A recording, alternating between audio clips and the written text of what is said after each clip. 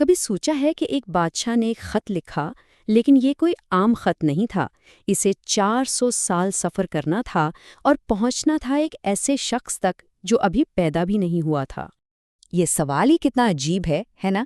کہ کیا کوئی خط، کوئی پیغام 4 صدیوں تک یعنی 400 سال تک محفوظ رہ سکتا ہے، صرف اس لیے کہ وہ کسی ایسے انسان تک پہنچے جس کا ابھی وجود ہی نہیں ہے؟ دیکھیں، یہ کسی فلم کی کہانی لگتی ہے نا، لیکن یہ ایک حیران کن لیکن بالکل سچی تاریخی حقیقت ہے۔ جی ہاں، یہ کہانی بالکل سچی ہے، اور آج ہم اسی بادشاہ کی داستان سنیں گے جس نے اس ناممکن لگنے والے کام کو انجام دیا۔ تو چلیے شروع کرتے ہیں تبع ابو قریب کی کہانی۔ تو بات ہے قدیم یمن کی۔ اس وقت دنیا پر 2 بڑی طاقتوں کا راج تھا، رومن اور فارسی سلطنتیں، لیکن ان کے بیچ ایک تیسری طاقت بھی ابھر رہی تھی، ہمری سلطنت، اور اس سلطنت کا بادشاہ تھا تبع ابو قریب۔ انہیں تبع العمل بھی کہا جاتا تھا۔ اچھا، اب تبع کی طاقت کا راز صرف اس کی فوج یا تلواریں نہیں تھیں، نہیں، اس کی حکمت عملی بالکل الگ تھی۔ وہ جس بھی علاقے کو فتح کرتا نا، تو وہاں کے خزانوں سے پہلے وہاں کے 10 سب سے قابل، سب سے ذہین علماء کو چن کے اپنے ساتھ شامل کر لیتا تھا، اپنے مشیروں میں۔ اور اس طرح کرتے کرتے وقت کے ساتھ ساتھ اس نے اپنے پاس دنیا کے 4000 بہترین دماغ جمع کر لیے۔ سوچئے، 4000! یہ اس کی اصل سپر پاور تھی، یہی اس کی کامیابی کا سب سے بڑا راز تھا۔ اور اس کونسل میں کون کون تھا؟ ہر فن کے ماہر لوگ، ماہرین فلکیات یعنی اسٹرونومرز، اس وقت کے حساب سے جادوگر بھی، طبیب اور ہیلرز، اور ہر مذہب کے عالم۔ تو یہ صرف ایک کونسل نہیں تھی، یہ علم کا، عقل کا ایک سمندر تھا جس پر تبع کی پوری سلطنت کھڑی تھی۔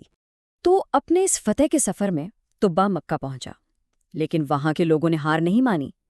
اب بادشاہ کو تو غصہ آنا ہی تھا، لیکن اس کے اعلی مشیروں نے اسے سمجھایا کہ بادشاہ سلامت، یہ لوگ کعبہ کی وجہ سے کسی کے سامنے نہیں جھکتے، وہ اسے خدا کا گھر مانتے ہیں۔ لیکن اس وضاحت نے تبع کے غصے کو کم نہیں کیا، بلکہ اس کے غرور کو اور بھڑکا دیا، اور اس نے وہ فیصلہ کیا جس نے سب کچھ بدل دیا۔ اس نے کہا، اچھا، تو پھر بہتر یہی ہے کہ اس کعبہ کو ہی گرا دیا جائے، زمین کے ساتھ ملا دو اسے، تاکہ آئندہ کوئی میری بے عزتی نہ کر سکے۔ اور تاریخ کی کتابیں بتاتی ہیں کہ جیسے ہی اس نے یہ نیت کی، فوراً اس پر ایک عجیب و غریب بیماری نے حملہ کر دیا۔ اس کے سر میں اتنا شدید درد اٹھا اور آنکھوں، ناک، کانوں سے بدبودار پیپ بہنے لگی، اور کوئی بھی طبیب اس کا علاج نہیں کر پا رہا تھا۔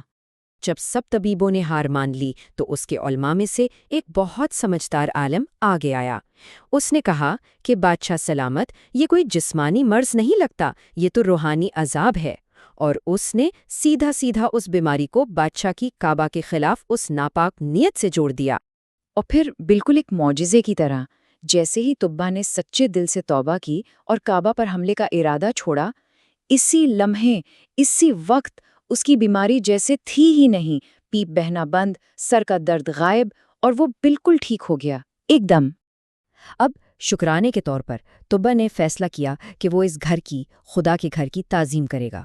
اس نے حج کے سارے ارکان ادا کیے، اور پھر اس نے وہ کام کیا جو اس سے پہلے کسی نے نہیں کیا تھا۔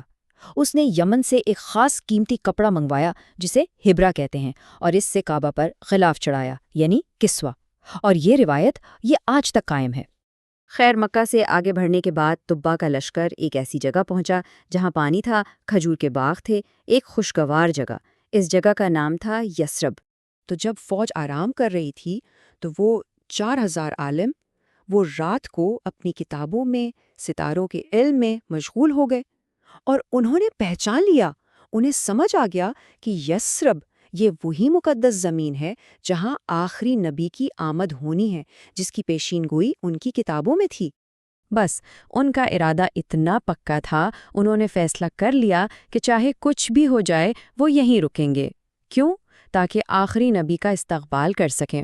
انہوں نے تو یہاں تک کہہ دیا، اگر تبع ہمیں ابھی قتل بھی کر دے تب بھی ہم یثرب چھوڑ کر نہیں جائیں گے۔ اور یہاں ایک اور حیرت کی بات ہوئی۔ تبع نے غصہ نہیں کیا، اس نے اس بات کو سمجھا اور ان کے ویژن کو قبول کر لیا، یہاں تک کہ اس نے فیصلہ کیا کہ وہ بھی 1 سال کے لیے ان کے ساتھ یہیں رکے گا۔ اس نے ان 4000 عالموں کے لیے 4000 گھر بنوائے، ان کی شادیوں کا بندوبست کیا اور اس طرح اس شہر کی بنیاد رکھی جو آگے چل کر مدینہ کہلایا۔ آخرکار جب طبہ کو وہاں سے جانا پڑا تو اس نے وہ مشہور خط لکھا۔ اس نے یہ خط اپنے سب سے سینئر عالم کے حوالے کیا اور ایک وصیت کی کہ یہ خط نسل در نسل آگے پہنچایا جائے جب تک کہ یہ آخری نبی کے ہاتھوں میں نہ آ جائے۔ اور اس خط نے اپنا سفر شروع کیا۔ کتنی نسلوں نے اسے سنبھالا، سلطنتیں بنیں اور تباہ ہو گئیں، یمن کے وہ عالیشان محل مٹی میں مل گئے، لیکن وہ ایک خط وہ محفوظ رہا۔ تقریباً 400 سال تک وہ اپنے مقدر کا انتظار کرتا رہا۔ اس خط میں کیا لکھا تھا؟ اس میں لکھا تھا، یہ خط طب الاول کی طرف سے ہے، اللہ کے آخری نبی محمد صلی اللہ علیہ وآلہ وسلم کے نام۔ میں آپ پر، آپ کی کتاب پر اور آپ کے خدا پر ایمان لاتا ہوں، مجھے اپنے لوگوں میں شمار کیجیے گا۔ لیکن اس کہانی کا سب سے خوبصورت انجام ابھی باقی تھا۔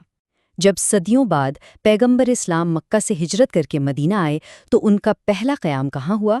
ابو ایوب انصاری کے گھر پر، اور یہ وہی گھر تھا جو 400 سال پہلے طبہ نے اسی مقصد کے لیے بنوایا تھا۔ دیکھیں، طبہ کی یہ کہانی صرف ایک تاریخی واقعہ نہیں ہے، یہ ایک بہت گہری سوچ کی مثال ہے۔ اس سوچ کو کیتھیڈرل تھنکنگ کہتے ہیں۔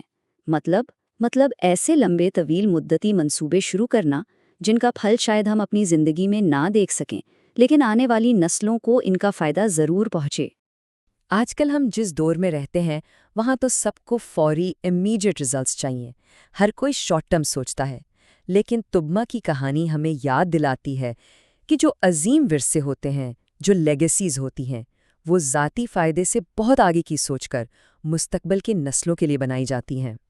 تو یہ کہانی ہم سب کو ایک سوال کے ساتھ چھوڑ جاتی ہے۔ وہ سوال یہ ہے کہ آج کے دور میں ہم ایسا کون سا کیتھیڈرل بنا سکتے ہیں، ایسا کون سا کام شروع کر سکتے ہیں جس کا مقصد ایک ایسے مستقبل کی بھلائی ہو جسے شاید ہم اپنی آنکھوں سے دیکھنے کے لیے زندہ نہ ہوں۔